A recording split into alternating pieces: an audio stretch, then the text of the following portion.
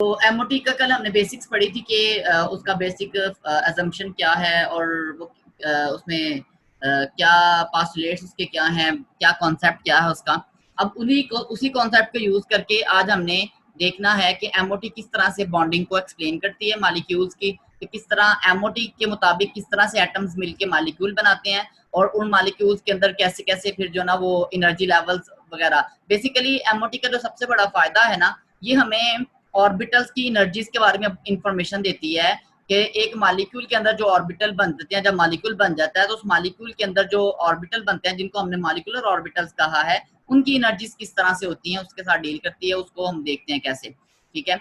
अच्छा, इसके लिए हम जो है ना वो ड्रॉ करते हैं, एमओटी डायग्राम्स होती हैं, इसको एमओटी डायग्राम भी कहते हैं, इसको हम एनर्जी लेवल डायग्राम भी कहते हैं। एनर्जी लेवल डायग्राम बेसिकली क्या है, ये एक ग्राफ होता है। ठीक है। ग्राफ आपको पता है कि दो चीजों के दरमियान आमतौर पे हम बनाते हैं, एक एक्स एक्सिस पे ले लेते हैं, एक वाई एक्सिस पे ले लेते हैं।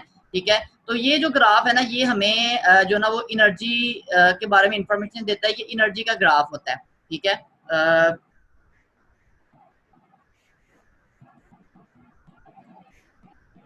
अच्छा जी, एनर्जी का ग्राफ होता है, इसमें हम एक मतलब एक हमें एनर्जी ऑर्बिटल्स की एनर्जी के बारे में इंफॉर्मेशन देता है कि किसकी एनर्जी कम है, किसकी ज्यादा है, किसकी उससे ज्यादा है, किसकी उससे ज्यादा है। तो बेसिकली यहाँ पे हम एक तो एनर्जी के बारे में हम इंफॉर्मेशन दे देता है, उसके अलावा यहाँ से हमें पता चल जाता है बॉन्डिंग के बारे में कि कितने बॉन्ड बने हैं। ठीक है। उसके अलावा हमें पता चल जाता है जी इसके मैग्नेटिक प्रॉपर्टीज के बारे में पता चल जाता है, जो आपने डायमैग्नेटिक पैरामैग्नेटिक एक दफा हमने डिस्कस किया था हल्का सा उसको। ठीक है। उसके अलावा ये हमें इलेक्ट्रॉन्स की फिलिंग के बारे में इंफॉर्मेशन देता है। तो ये सारी चीजें जो ना वो यहाँ से हमें पता चलती हैं, उनको हम देखते हैं। ठीक है। तो पहली बात, एनर्जी लेवल डायग्राम होती क्या है। तो एनर्जी लेवल डायग्राम जो होती है वो हम कैसे बनाते हैं, लीनियर कॉम्बिनेशन, ये LCAO का मतलब होता है, कल हमने पढ़ा था, linear combination of atomic orbitals. ठीक है। एटॉमिक ऑर्बिटल्स को मिलाते हैं, कंबाइन करते हैं, उनका ओवरलैप करवाते हैं और उसके नतीजे में मॉलिक्यूलर ऑर्बिटल बनता है। ठीक है। और उस मॉलिक्यूलर ऑर्बिटल्स को एक ग्राफ की शक्ल में जाहिर करना, एक जो ना वो डायग्राम की शक्ल में जाहिर करना, उसको हम एमओटी डायग्राम कहते हैं। और इसमें हमें बॉन्डिंग का पता चल जाता है, इलेक्ट्रॉन्स की डिस्ट्रीब्यूशन का पता चल जाता है कि किस एनर्जी लेवल में कितने इलेक्ट्रॉन मौजूद हैं। ठीक है। जिसको हम मॉलिक्यूल की इलेक्ट्रॉनिक कॉन्फ़िगरेशन भी कहते हैं। ठीक है। और ये एक बेसिकली सिंपल क्या है, एक ग्राफ है। और ये है क्या, इसके बारे में मजीद जो है ना वो आगे देखते हैं हम।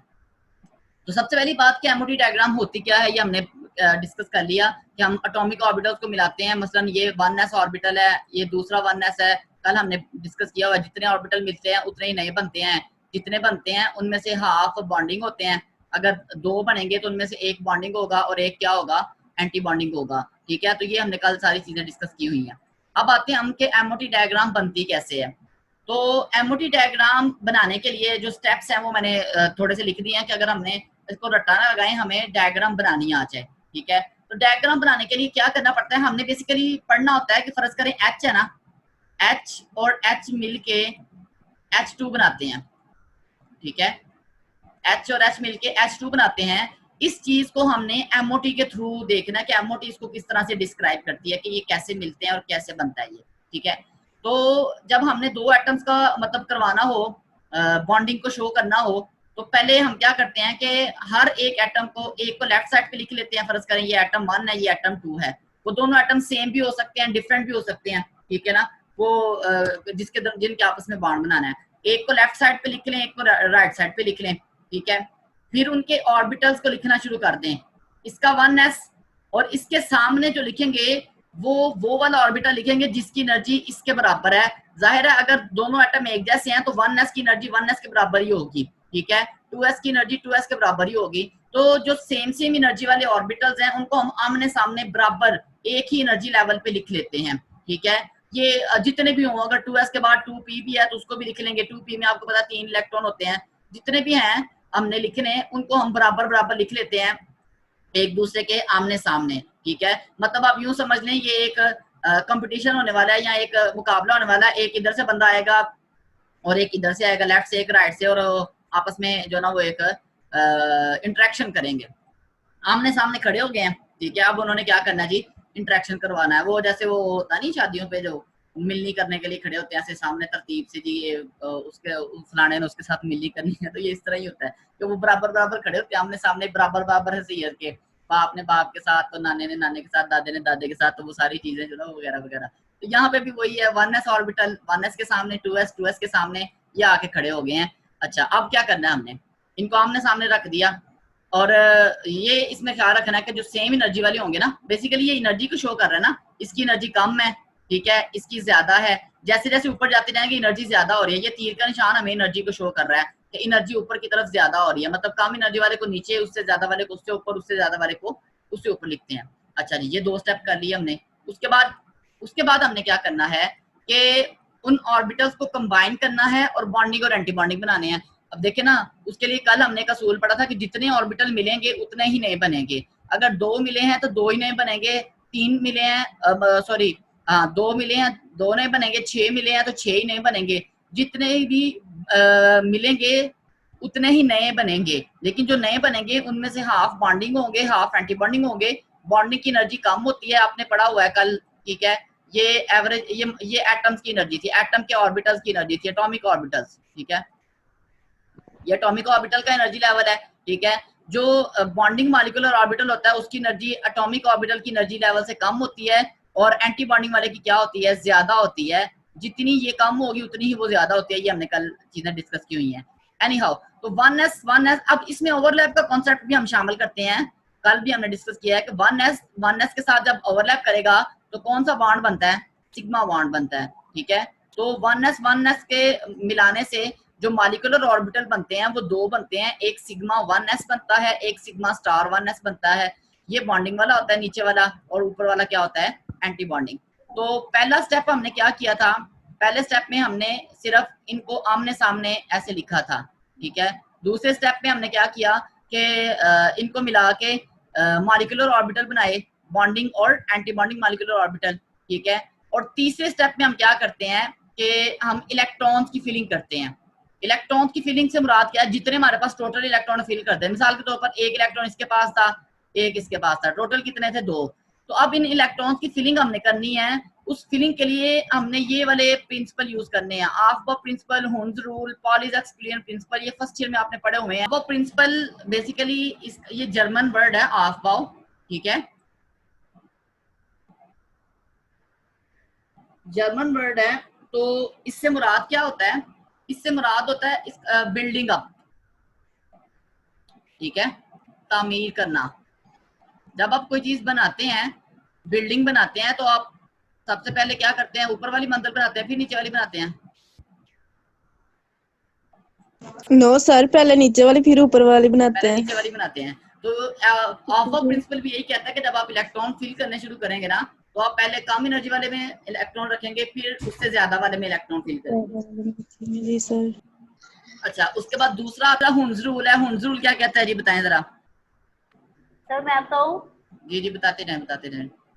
सर जो डीजेनरेट ऑर्बिटल्स अवेलेबल होते हैं और इसमें more than 1 electrons are place कर सकते हैं हम, और सर ऑपोजिट स्पिन होगा, इसमें सेम स्पिन के साथ ऑर्बिटल्स हुन्स रूल है ना, बेसिकली वो आपने जो पहले बात की थी कि अगर हमारे पास डीजेनरेट ऑर्बिटल्स हो, डीजेनरेट ऑर्बिटल्स का मतलब सेम एनर्जी वाले, ठीक है, तो पहले हम उनमें एक एक इलेक्ट्रॉन फिल करते हैं, एक एक उनमें रखते हैं, फिर बच जाए तो फिर उसकी पेयरिंग करवाते हैं, एक में डबल कर देते, ठीक है। जी सर। और दूसरी बात ये थी कि लास्ट पॉली-जैक्स-क्लियर प्रिंसिपल वो ये कहता है कि एक ऑर्बिटल में जो दोनों इलेक्ट्रॉन होंगे उनकी स्पिन ऑपोजिट होगी, ठीक है, एक क्लॉकवाइज होगा और एक एंटी क्लॉकवाइज होगा। ये स्पिन को हम हाफ एरो से शो करते हैं, एक हाफ एरो ऊपर की तरफ लगा देते हैं, एक नीचे की तरफ।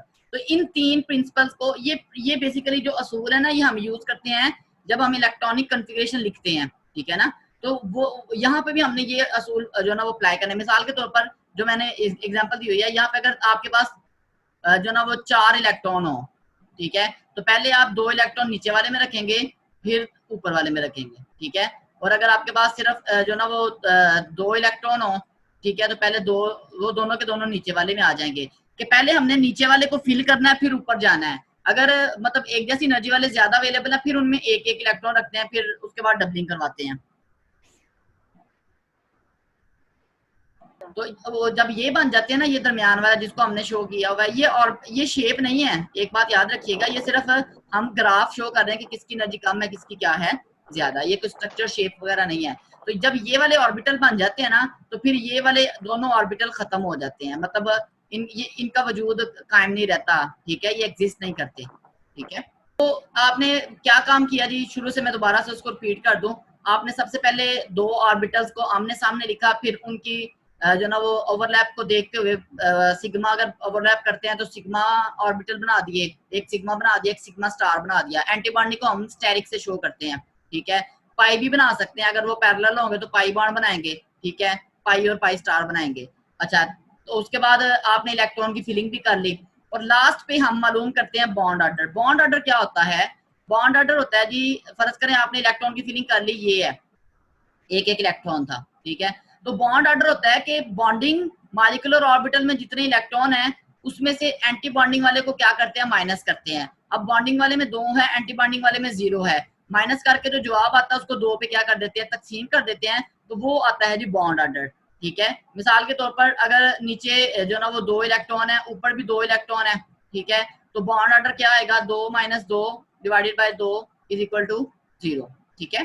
तो ये बॉन्ड ऑर्डर 0 आ जाएगा। अगर मिसाल के तौर पर नीचे 2 इलेक्ट्रॉन है, ऊपर 1 इलेक्ट्रॉन है, ठीक है, तो बॉन्ड ऑर्डर क्या आएगा, 2 - 1/2 इज इक्वल टू 1/2 आ जाएगा, ठीक है। तो बॉन्ड ऑर्डर इस तरह से हम निकाल लेते हैं। तो बॉन्ड ऑर्डर हमें बताता है कि 2 एटम्स के दरमियान जो बॉन्ड बना हुआ है वो सिंगल बॉन्ड है, डबल बॉन्ड है, ट्रिपल बॉन्ड है या फ्रैक्शनल बॉन्ड है, ठीक है।